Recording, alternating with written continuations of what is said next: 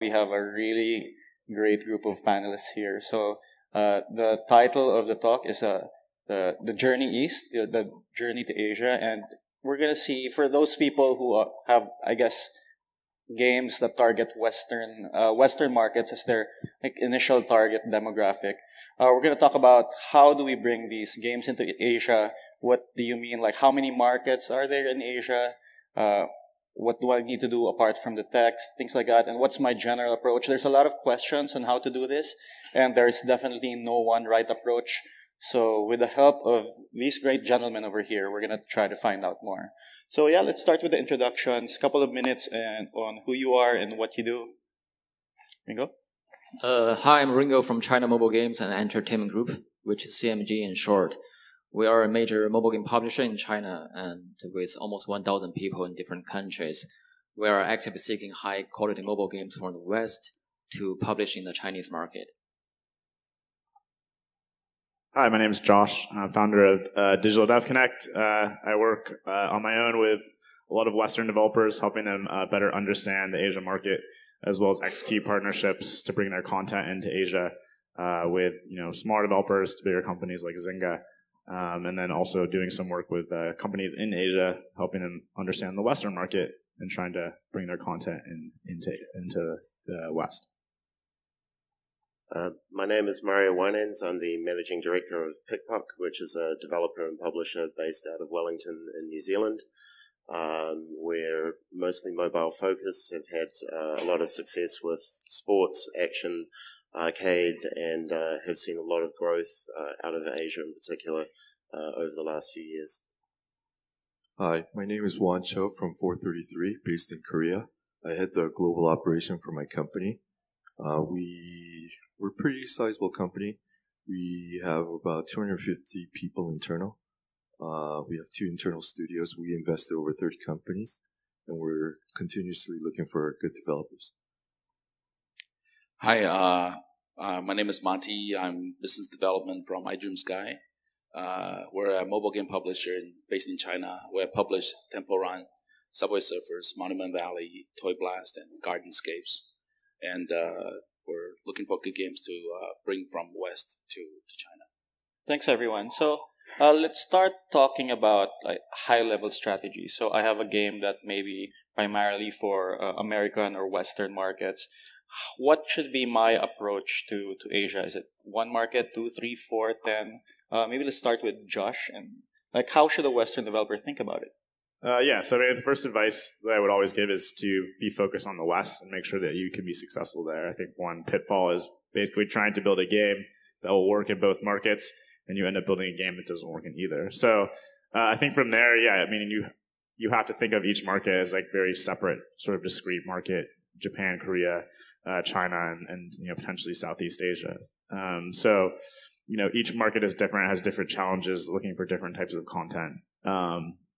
And then from there, a lot of the next steps would depend on sort of the type of game you have, as well as the resources that you have available to invest in this effort. If it's self-publishing or working with a partner, it's going to take time and resources. So helping, based on the type of game you have, prioritizing where it might be successful in different markets, and from there prioritizing those markets in order and approaching kind of like the first maybe 1 or 2 is kind of my general recommendation.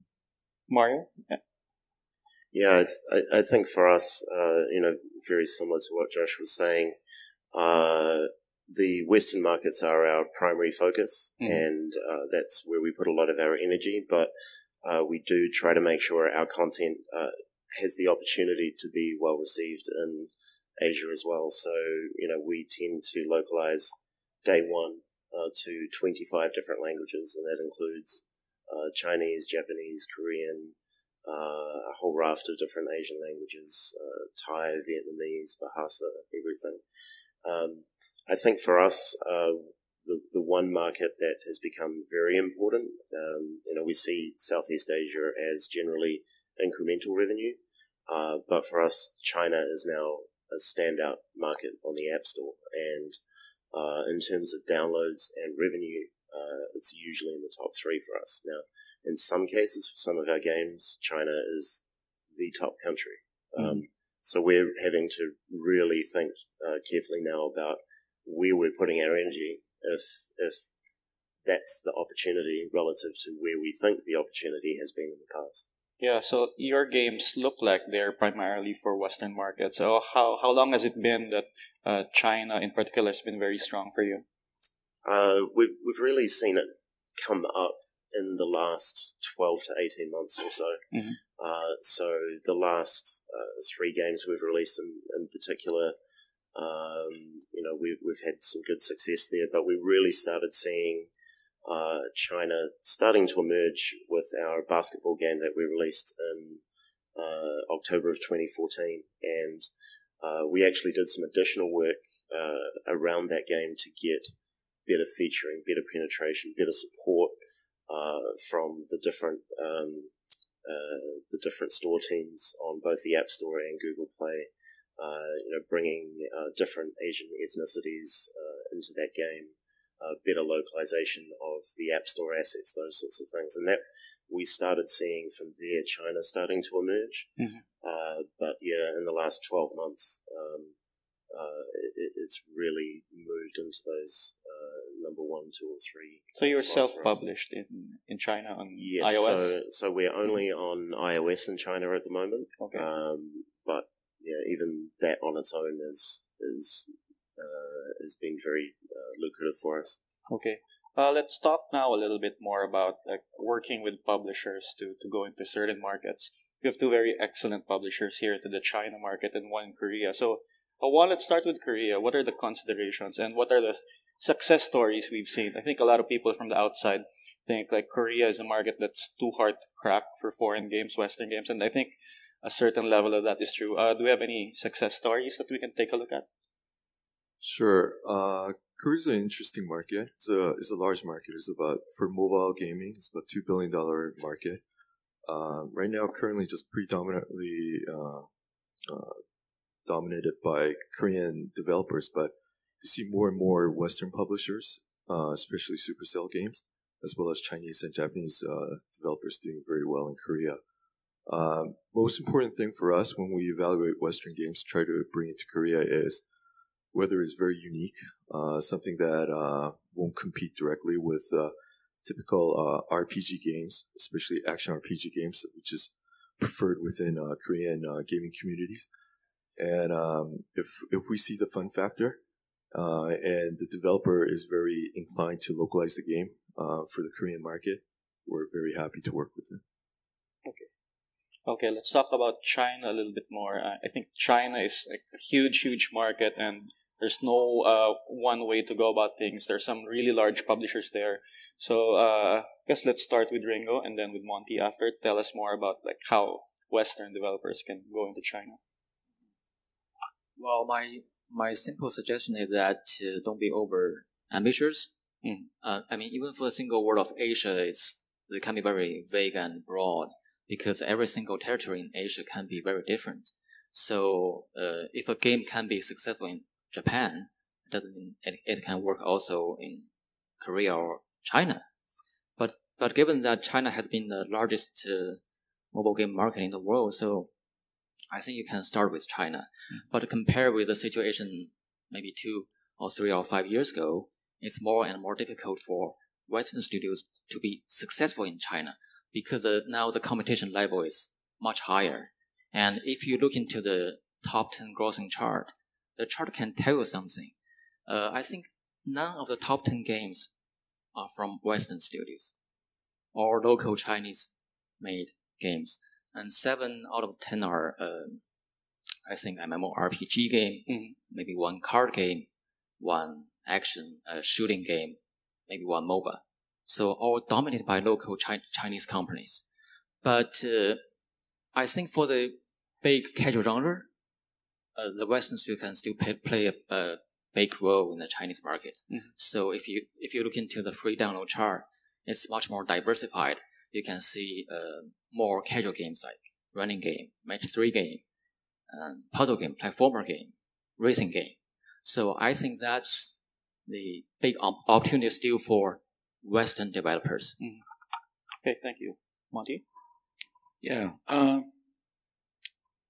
This is a subject that I've been asked for probably the past 15 years, ever since I went to China. And, I only have a few minutes, so what I would like to say is I don't ever think anyone should make games for China, unless you're Chinese.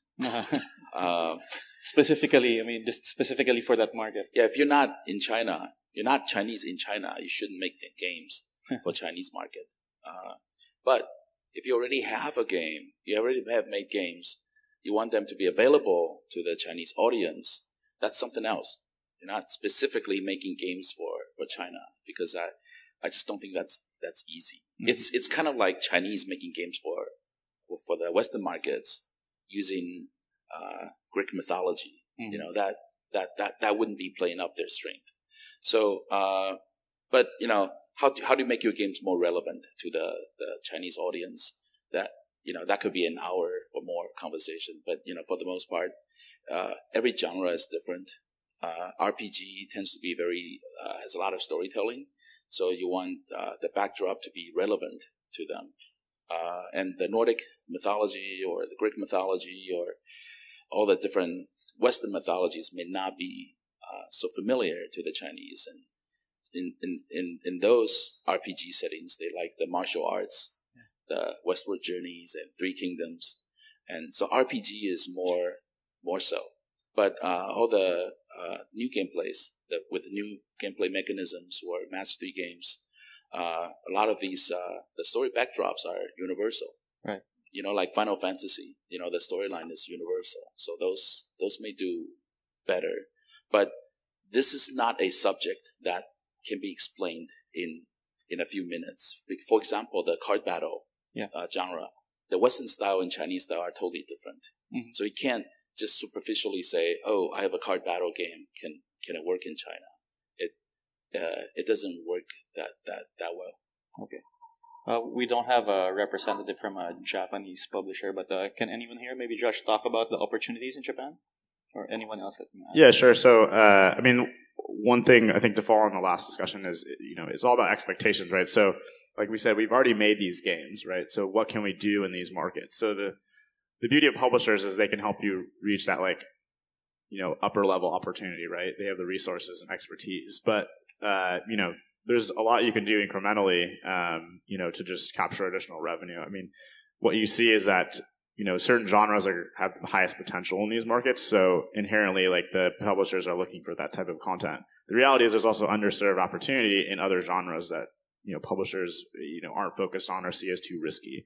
If they're aiming for top 10, 15 grossing, being for you as a developer, being 40 or 50 is meaningful, most likely incremental revenue. So I've seen this many times where we take a game to be evaluated and the feedback is, the art style doesn't work. Nobody plays, art strategy game. And then the game is released and it's, gets featured and it's sustaining in the top 40 to 50 grossing. So I think that's, something to take to heart, because unless your only outcome you want is that top hit, nothing else, there is definitely opportunity there. Otherwise, even if your game doesn't fit the sort of criteria that everyone's looking for. So I think, in terms of Japanese market, my general sort of quick summary is it's local companies making games for local gamers, mobile gamers. So you have games that basically, like Monster Strike, Puzzles and Dragons, that are at the time, the top worldwide grossing games, even though they're not even available in any other country. So the revenue scale is so meaningful that these companies are just focused on their home market, and that makes it very difficult to compete for a foreign developer. I think we see the Supercell and some exceptions like Machine Zone that invest heavily in marketing to break through, but otherwise it's very inward looking, and in my opinion, probably the most difficult market in the world to try and penetrate as a non-Japanese focused company. Thanks. For all of you, what kind of genres are you looking at, maybe for the market that you're bringing in, or for these different markets, Korea, Japan, China, Southeast Asia? What are the different genres that work for a Western game breaking into Asia? We're always looking for unique game. So it doesn't have to be action RPGs. something that it has to be mid-core or hardcore for us, because casual games is very hard to monetize, especially in our market. But for hardcore games, if you have a right, unique hardcore game that could distinguish from your competitors, could do very well in Korea. And we see that over and over again in Korea, because just briefly, Korean games usually have the same core games, and to distinguish themselves, they put a lot of meta system within the game. So especially for hardcore like action RPG games, so it could be the same hack and slash game, RPG game, but there'll be like weekend dungeons and all these other meta games that people could play. And for a new user or a mid-core user, it could be very, very complex when you play this game. But for a hardcore game users in Korea, it's something that's distinguishable between other action RPG games. But what we see from Korean users is that they want something fresh, something very unique for core gameplay as well too. So when we see a good RPG games, we usually try to bring it to Korea to localize well and provide that to the Korean audience, because that's something that people could associate and easily play. Talking about China specifically again, we've actually had success across multiple genres. So we've had, I mentioned our basketball game has done really well. We have a puzzle RPG that's done really well, and we've just done a clicker idle game that has had a huge success in China already. And I guess the thing that ties all three of those different games together is actually more of a feature, which is all three of those games feature asynchronous multiplayer, competitive multiplayer.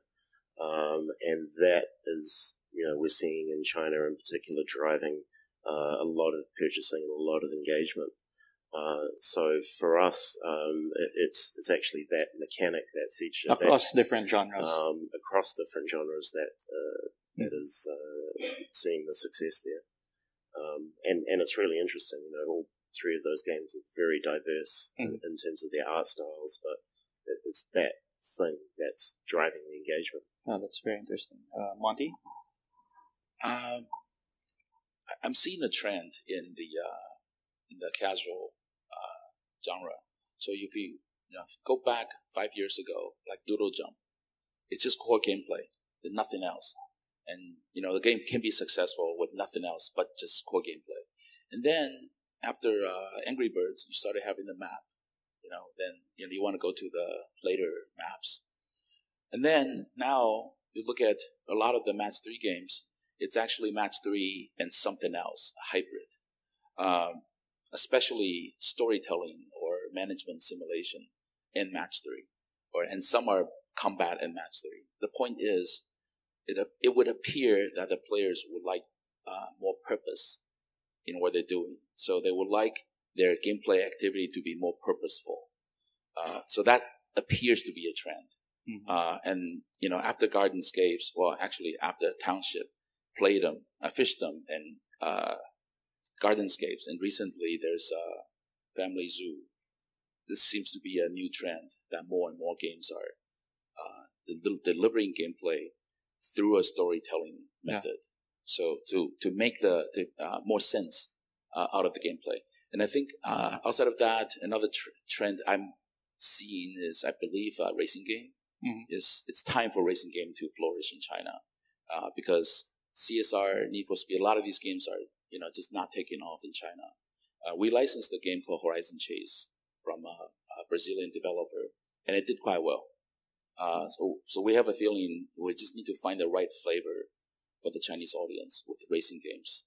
And the last one is sports. I think soccer and basketball is national sports for the Chinese players. I don't think it's popular enough yet.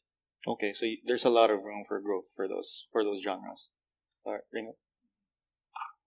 Yeah, I think every even under the cap of Chinese publisher, every single company has their own strategy and directions. Mm. So for CMGE, I kind of answered the question already. What's our preferred genre? For mid-core hardcore games, we prefer to make by ourselves. So our big cash cow games like mid-core hardcore game, the card game, RPG game, we self-build game based on external IPs like One Piece and Naruto. And the coming ones are like The Walking Dead, Assassin's Creed. So for the Western games, we prefer to source more casual, lighter games. And in 2017, we published 8 indie games already. 3 are from Western studios, 1 from the US. A boat racing game, fantastic, beautiful graphics, high end. And 1 from Canada. It's a very small but elegant, simple puzzle platformer game. And 1 from Australia. Right. It's a 3D, very unique tower defense game. So every game is different, but lighter, more casual, not make it hardcore. Josh, have anything to add?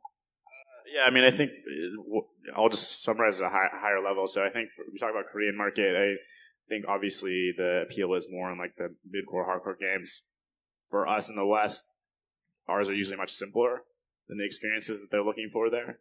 If you just think again at a very high level, the games in general tend to be much more complex. So if we talk about casual game, their casual games have like RPG systems with characters that you level up and have special powers that, in my opinion, are generally too complex for like the mass casual audience in the West. So I think the most opportunity is definitely those kind of mid-core games that have something unique, maybe like the Western art style that has started to penetrate better with like some of the Supercell stuff. I think in the China side, like again, like Ringo just talked about that.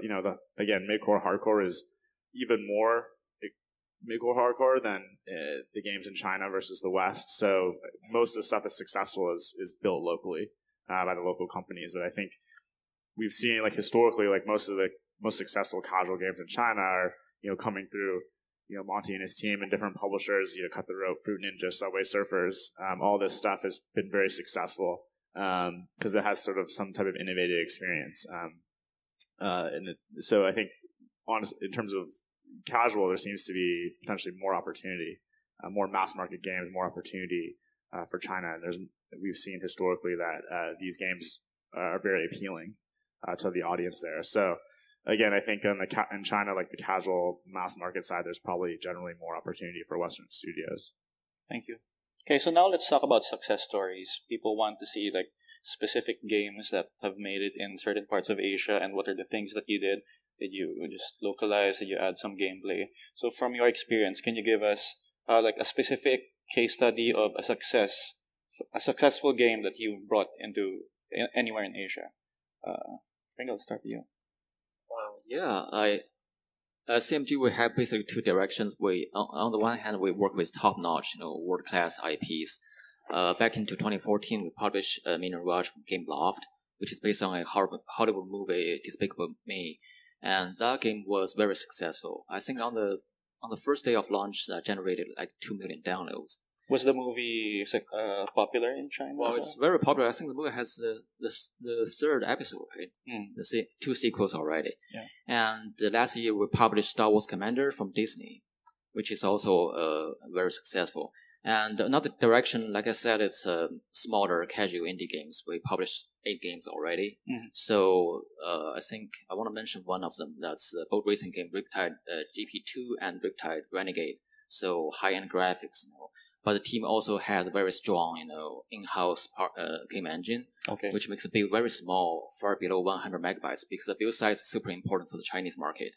So, yeah. You talked about the build size, like what would work, or what's the general guideline for that? Well, the general guideline is, I think that's 100 megabytes. Okay. And if that can be below 50 megabytes, that's even better. If that can be below 10 megabytes, that's totally different story. So that can be, you can think about maybe pre-installation, work with the hardware companies. Okay, thank you. Josh, anything you can talk about with the clients you work with? We're definitely talking about things that have not been successful, but I think there's definitely different cases of success. We're talking about like self-publishing. I think some of the studios that I look at that have been very intelligent necessarily I've worked with, but we were talking about this in my session earlier today on my panel, but Space Ape Games, 30-40% team, they already had dedicated resources focus on the player audiences in Japan, Korea, and China with specific individuals focused on it. That's a very smart strategy, especially for that genre, providing like high touch, like localized customer support. I think they're able to be more successful in those regions. I think, unfortunately there's not a ton of like incredibly successful self-publishing cases in terms of like the, top end of the market. Obviously you have something like Supercell that sort of transcends what people would have expected to happen if you just showed them the game. People would say in the local markets, nobody plays a strategy game. The art style is not appealing, things like this. So, those are some, I think, one perspective in terms of like the live operations. Companies that have been successful have really focused a lot on that. Mario? Yeah, I think a good example is Rival Stars Basketball that I mentioned before. We released that in October of 2014, sort of expecting the majority of that market to be focused in North America, some parts of Europe, Australasia, and immediately we saw some very encouraging results in terms of downloads and reviews throughout the Asian markets. And we made a concerted effort over the course of the next couple of months and did a big push in December of 2014 to do a number of different things. One of those things, as I mentioned, was representing many different Asian ethnicities and players from all different parts of Asia within the game. And surfacing those players on the store assets as well. We also looked to improve our localization and make sure that was working well. And on top of that, we're looking at other sorts of events we could support. So in February of 2015, we did a big event around Chinese New Year as well. Was the event available globally? Yes. Okay. And the great thing about that is that sort of event is something that Apple in particular supports, is proactive about reaching out and supporting those globally. But we found through doing all of these things, we suddenly had a much deeper user base in China. And China is actually our second highest revenue market for that game besides the US. And, we're typically getting some of the highest ARPDAUs spikes in that market. We also find that, again, as I mentioned before, other markets like Thailand and Vietnam, we don't necessarily get high spend there, but we do get high engagement, and we drive a lot of advertising revenue through those markets. One of the things we found in working with Google, working with Apple, was actually getting a lot more featuring in the games available in Vietnamese, games available in Thai, and those are just we sit there for years. So the featuring really matters. That kind of featuring. So just paying attention to the localization, making sure you're supporting those languages properly, supporting some of the different holidays and celebrations, and making sure you're surfacing content that's relevant to the players right from the store. That's been a big improvement for us. Thanks, Mario. Juan? Yeah, for us, when we see Western games or even other Asian games coming into Korea, the biggest success story is localization. It's the cheapest form of marketing. I think you need to spend about $5,000 to $10,000 just for translation. When you see the top 25 or even top 50 games in our market, besides the title of the game, everything else is localized. The game description and everything. So it is very, very important to localize the game in Korean. If not, you don't have a market at all. It's very difficult for English game which is in English, to succeed in Korea. And you see that in Japan as well too. So for us, if you're planning to invest in translation and localization. I think you'll see the success very soon. Okay. There are two extreme types of games that we focus on these days. So when it comes to success case, I have to talk about Gardenscapes. It's making about $3 million gross revenue per month. China alone? In China alone. Wow. Worldwide is $18 million for both platforms. But that $3 million is iOS alone. And the Playrix, the Russians, they did it all by themselves remotely. They've done a great job. So, while that's possible, it's not easy because, you have to do a lot of things remotely, including buying ads, including user acquisition. But they manage that very, very well. So we just licensed their Android version because on the Android side, there's a very, very hard firewall there by the Chinese government. You have to have the ISBN government approvals, so on and so forth. For now, iOS is okay. It's a sanctuary for now. But nobody knows how long that's going to be. On PC side as well, when it comes to PC indie games, you do require ISBN. So we're also offering the services for just that. So a distribution-only deal, like we help developers get the government approvals, put their games in the Android markets, and they can publish their own games by themselves. Another extreme end of the spectrum would be indie games. Okay. A lot of these games are monetizing through ads. So we also do those games. Sometimes we pick up games at $5,000, $10,000 minimum guarantee fees, and we have a separate label within iDreamSky. It's called IndieSky. I'm managing that. We have 15 games that got featured by Apple already, so we have a pretty good feeling. We know that Apple China's taste, what kind of games they like. So when we get featured, we usually get 100 to 150,000 downloads within 2 weeks. And if the ad exposure, where how you place them is reasonable, you make your money back during that time. And this is becoming a formula to us. So we do that quite well with indie games. But the games like Gardenscapes, the extremely high ARPU, we consider those unicorns of the industry, but we continue to look for them. Thank you. Okay, so for our next topic, let's talk about LiveOps. LiveOps is probably one of the things that's hardest to execute if you're an independent developer. And if you are looking to bring your game like halfway across the world, I think it's even harder.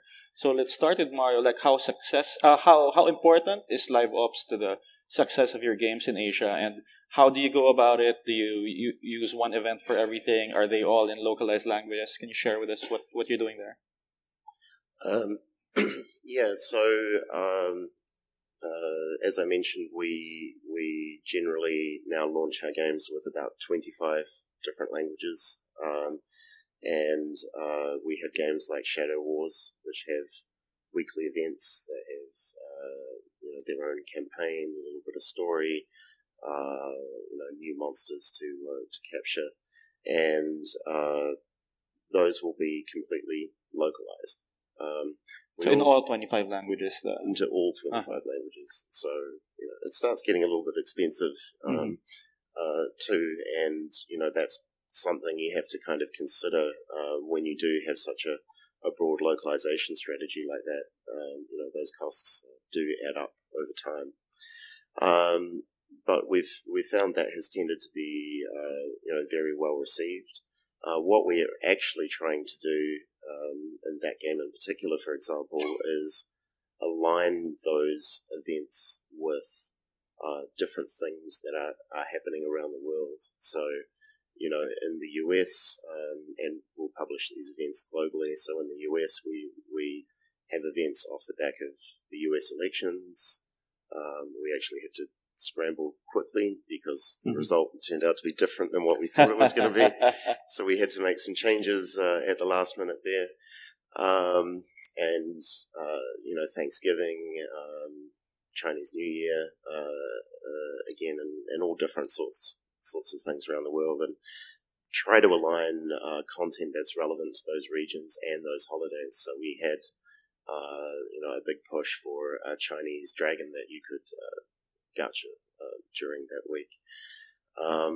So that's been working really well, and I guess we have a similar approach for all our games. I think where our LiveOps generally falls down is on the customer support side. Right now, we're only doing customer support in English, and that's a huge limitation for us because I know we get a lot of different language requests coming in, and I think the majority of the customer support tickets that we get that aren't in English are actually in some Asian language.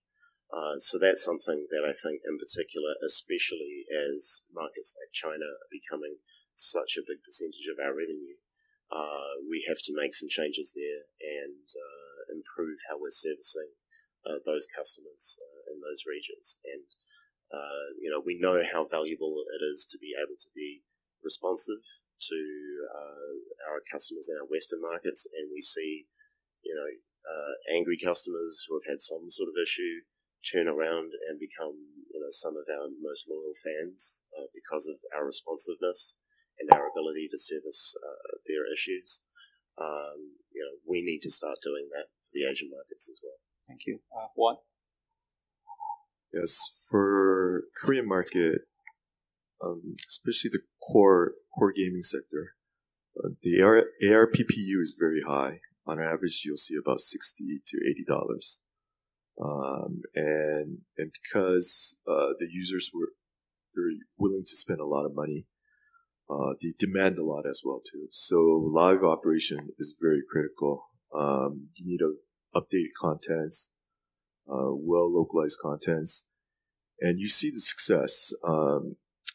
The companies, the foreign companies that invest a lot in live operations for the Korean market, especially the Chinese developers, you see them doing very well. EA has a very big presence in Korea, but for their core games, they don't put a lot of emphasis on live operations. And unfortunately, they don't have that big of a success. I know that they're investing more and more towards that, but currently you don't see that big of a success. So if you have a mid-core or especially a core game and it's focused for the Korean market, live operation is critical. You have to invest a lot, look at what the leaders are doing, and try to support as much as possible. Monty? We have iDreamSky has a casual department and hardcore department, and especially on the hardcore part, we take care of the whales separately. So that's actually a huge department, doing customer support and cater to the whales. That's very popular. On the casual side, for the most part, it's about payment. Very few people would call in and ask us how to pass this puzzle. But usually it's about payments. Okay. Ringo, anything to add? Well, our practice is very case by case. So for some games, we take care of everything starting from we sign the contract. So including source code and everything. For some other games, we leave it to the developers. So they take care of the code changes. We do the custom serve because we are in China. So, but they're responsible for content update, code change, localization, responding to our requirements, things like that. It's very case by case. Okay. We have 10 minutes left, and the last topic I want to talk about are games that succeed mainly with ad monetization. Usually, Asia is seen more as games that do well with IAP monetization because you have whales there, CPMs are very low, it's hard in China. So what are you seeing, and is it possible to make a lot of money with ads in Asia? I can start with you again. Well, I totally agree with you. I mean, that's a case about a few years ago. Only free-to-play with IAPs and pay for download never works, but now things change a lot.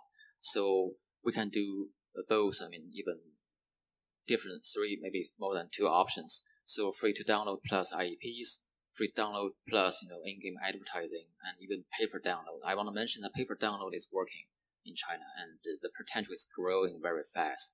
If you look at the Steam China, it's doing pretty well, and Tencent is going to release their own Wii game platform for PC publishing. So I think the majority of the games will be pay for download, and for advertising, it has great potential in China as well. Yeah, so to me, this is a massive opportunity. So I think historically, the advertising revenue has been artificially depressed in China because, on the iOS side, you have networks in the West that have inventory in China. The fill rate maybe not great because they don't have huge volume. Now we have, local networks in China with massive Chinese inventory to monetize. Working with a partner right now, this CPM is higher in China than in US on iOS consistently. So, but the reality is the large opportunity is on Android. So on the Android side, the issue to date has basically been that the channels essentially did not allow you to have advertising. They didn't want you promoting, outside of their ecosystem. But, they were in a position of power in the past because there was massive growth in terms of their Android stores because people were coming online with devices. Everything was exploding. And now things have kind of slowed down. And I think the thesis is that, if we want to continue to grow these stores, we need these casual games that are super viral.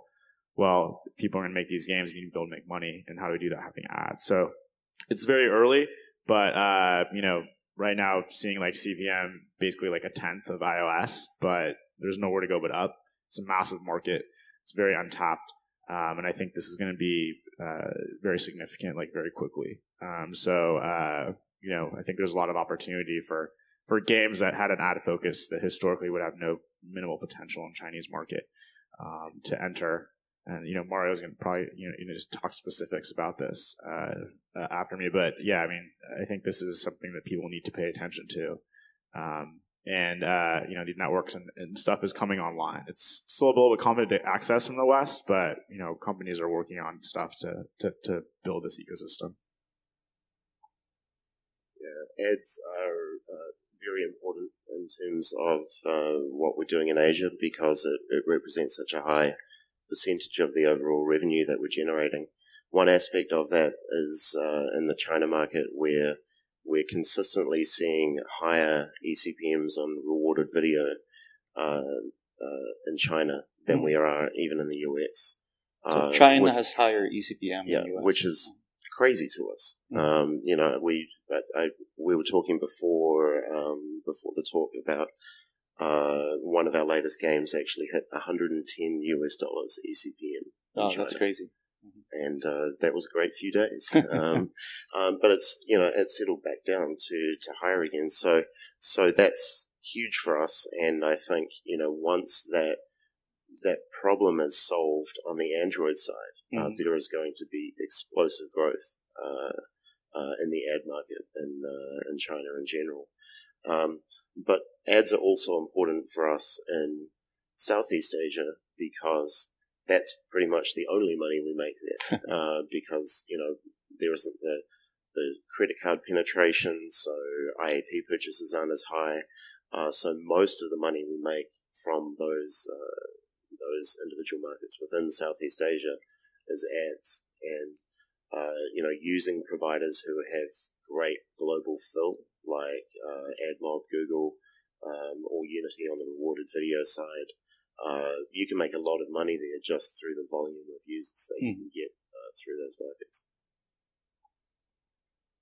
For the Korean core market, ad monetization is very, very new, but it is growing tremendously, and there's a huge opportunity for Western developers. Since Korean developers are not accustomed to this monetization, because IAP is very successful. But still, the pay user rate is only 2%. It's very similar to the US or the Western market. So even for us, one of our homework is how do you monetize the remaining 98% of the users who are not paying?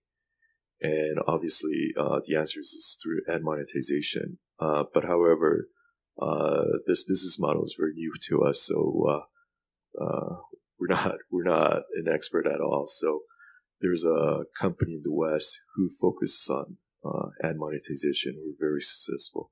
I think they have a huge opportunity, not only in Korea, but in Asia as well. We have roughly 13 million DAU across all of our games, so we better know ad monetization well. Otherwise, we'll just waste those income. So obviously, Temple Run Subway Surfers, it's big traffic. The organic traffic, it's huge in China. The new indie games that we bring in, they're 100% monetized through ads, and we try to be as analytical as possible. We will figure out through soft launch sessions per day, number of exposures per session, and we will calculate our LTV that way. And I would urge the audience to be more sort of scientific minded when it comes to the game economics. So we're typically pretty good at predicting the income through ads when we look at a game, especially after soft launch. And we can come up with what we do is we offer a minimum guarantee. So those are at least the minimum amount of income that you never need to refund to us. And then, on top of that, then we split. But I think ad income is important. And one last thing is certain developers don't want to pollute the gameplay with ads, and they love the purity of premium games, and we think that's good too. And there's slowly we're seeing signs of Android marketplaces opening up to premium games. So we think those games will have good potentials in China on both iOS and Android. Thank you. So our time is almost up, but I think we'd like to open the floor for one question. Please. What is the state of the next gen games in AR and VR in Asia? I think there's a huge potential. Unfortunately, Pokemon Go wasn't too successful in Korea. The reason was Google Map doesn't exist in Korea because of the government regulation. You need to have the map server in Korea, and unfortunately, Google wasn't willing to do it. So Niantic used OpenStreetMap, and they released Pokemon Go in February. But unfortunately, February is very cold in Korea, so not many people are willing to go outside to play the game. So the game didn't really caught on. But we see that there's a huge interest in AR, VR as well too. So we believe that it'll be a very successful genre, probably next year. Monty? I'm the opposite. Because I'm jaded in the industry. I went through the 90s VR fad. If you guys remember Lawnmower Man, it's from the era. We have pulled all of our investments from VR and AR. We have canceled a VR AR studio, and we no longer look at VR AR games. My question is about marketing part. So because the UA cost is increasing really high, and then there's less opportunity for indie small developers going to the foreign countries. Do you have any stories that you lower UA cost marketing tool to be successful in your country, or what kind of a marketing strategy you see in the future would be less cost to have a really good effect on marketing? Yeah, so I guess my feedback would be that I don't think it's going to get better; it'll probably just get worse. On the performance side, you have to remember that in China the top of the market is making so much money that the CPI is potentially higher in the U.S., Korea, Japan. These are tiny countries. There's just not a lot of people. We talked about earlier panel today, $20-$30 CPI in Japan. So. I think you basically, on the performance side, it's going to be very difficult and have to focus on some of the stuff we talked about, like high-quality localization, localizing the App Store materials, looking at even the graphics. If you look at Machine Zone, Game of War, they have different App Store graphics for each market in Asia with different, characters and things like this, different icons. So I think you have to look to sort of those indirect investment in doing that better. But otherwise, it's going to be pretty challenging to compete on like the performance side. All right, we're at the end of our time. Please join me in thanking our panel for all their insights. Thanks, everyone.